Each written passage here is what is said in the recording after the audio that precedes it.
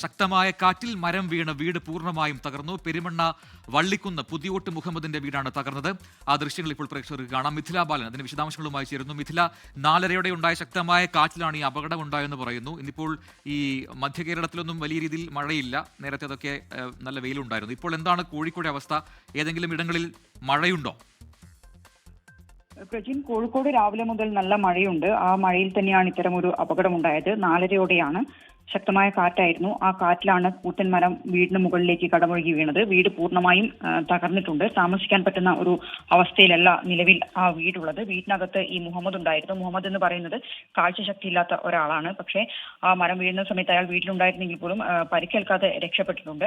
വീടിനകത്തെ electrical ഒപ്പം തന്നെ ഫർണിച്ചറുകളെല്ലാം തന്നെ പൂർണ്ണമായും തകർന്ന ഒരു അവസ്ഥയിലാണ്. നിലവിൽ ഇപ്പോൾ ഫയർഫോഴ്സ് ഉൾപ്പെടെയുള്ള ആളുകൾ, പ്രദേശത്തുള്ള ആളുകളെല്ലാം തന്നെ അങ്ങോട്ട് എത്തിയിട്ടുണ്ട്. മരം മുറിച്ചു മാറ്റാനുള്ള ഒരു നടപടി ഇപ്പോൾ തുടങ്ങിയിട്ടുണ്ട്. ശരി, മിഥില ബാലനാണ് വിശദാംശങ്ങൾ നൽകിയത്.